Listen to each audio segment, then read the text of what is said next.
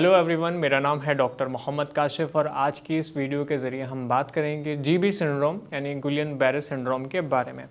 अक्सर लोग हमसे पूछते हैं ऐसे क्लिनिक पर आके, सर जीबी सिंड्रोम क्या है, किस तरह की कंडीशन है, क्या ऐसे पेशेंट में हो जाता है, या कमेंट सेक्शन में लिख के ऐसे पेशेंट पूछते हैं।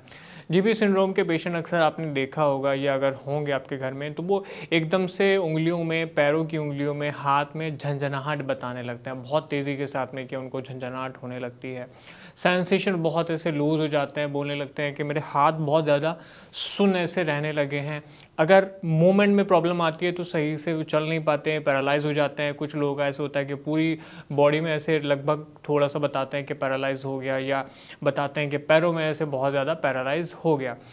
तो अगर बात करें कि क्या किस तरह की कंडीशन है, क्या इसकी वजह है, तो अभी तक के रिकॉर्ड में कोई एग्जैक्ट रीज़न नहीं है कि किस वजह से जो है वो जीबी सिंड्रोम जैसी कंडीशन डेवलप किसी पेशेंट के अंदर हो जाती है। एकदम से कोई भी पेशेंट होता है, बताने लगता है कि इस तरह की कंडीशन, इस तरह के सिम्टम्स मुझे आना शुरू हो जाते हैं।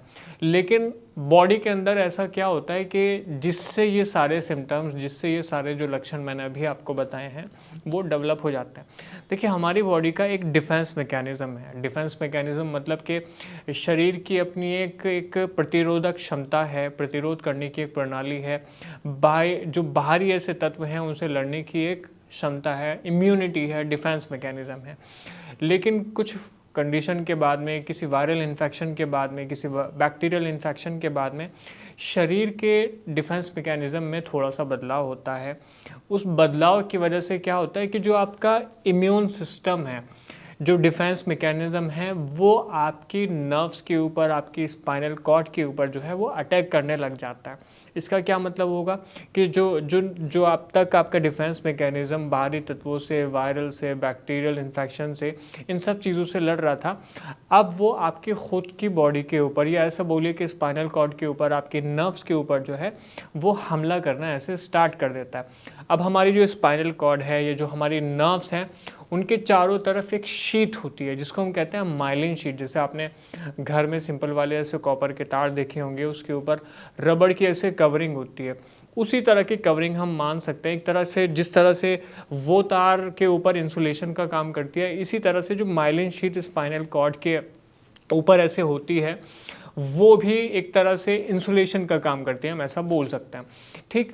अब इंसुलेशन, मान लिया कि जो डिफेंस मैकेनिज़्म है, जब बॉडी के खुद के ऊपर ऐसे जो है अटैक करना शुरू कर देता है, तो कहीं ना कहीं वो जो माइलिन शीट है, वो जो कवरिंग है, वो डैमेज होना स्टार्ट हो जाती है। उसमें इंटरप्शंस कॉज हो जाते हैं, उसमें कि इतना डैमेज हो जाता है कि जो आपके ब्रेन से इंफॉर्मेशन आपके ऑर्गन्स तक या आपके मसल तक, जॉइंट तक ऐसे जानी होती है, कहीं ना कहीं उसमें इंटरप्शन हो जाता है। कहीं ना कहीं वो जो ट्रांसमिशन ऐसे जा रहा है, वो जो कंडक्शन है, वो कहीं ना कहीं ख़राब हो जाता है। ये कुछ इसी तरह से बोर्ड से पंखे तक ऐसे लाइट जा रही है, बीच में ऐसे कहीं इंटरप्शन हो जाए कि वायरिंग ख़राब हो जाए, तो सेम उस तरह की कंडीशन इस तरह बॉडी में ऐसे डेवलप हो जाती है कि सप्लाई जो है, एक तरह से जो पावर है, एक तरह से जो इलेक्ट्रिसिटी है, वो कंप्लीट तरीके से शरीर के ऑर्गन तक नहीं पहुंच पाती है।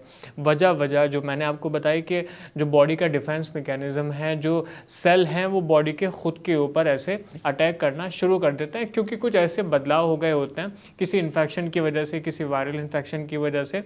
ठीक। तो बॉडी में ये बदलाव आपको लीड करते हैं। अक्सर ऐसे ज़रूरी नहीं है कि हर एक केस में ऐसा देखा जाए, बहुत रेयर केसेस में होता है।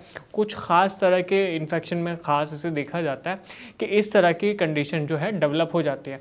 अब जैसे ही ये चीज़ें स्टार्ट हो जाती हैं, उसके फ़ौरन बाद पेशेंट कहता है कि मेरी उंगलियों में बहुत ऐसे ज़्यादा झंझनाहट सी रहने लगी है, पैरों में झंझनाहट ऐसे बताने लगते हैं। देखिए, पैरों में झंझनाहट और भी बहुत सारे रीज़न हैं कि आपकी जैसे जिम वाले लड़के होते हैं, जिम जा रहे होते हैं, कि जो उनकी डिस्क है वो स्लिप हो गई, कंप्रेशन ऐसे जा रहा है नर्व के ऊपर, उसकी वजह से भी झंझनाहट, टिंगलिंग सेंसेशन या सुनपन होना, दर्द होना, वो हो सकता है, रीज़न हो सकता है। और भी बहुत सारे रीज़न हैं।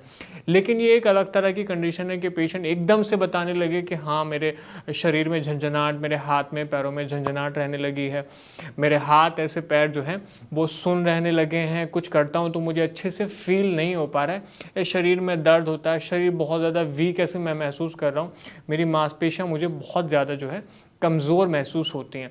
तो इस तरह के जो सिम्टम्स आते हैं, इस तरह की जो कंडीशन ऐसे आती है, जो लक्षण आते हैं, वो आपको जीबी सिंड्रोम में देखने के लिए मिलता है।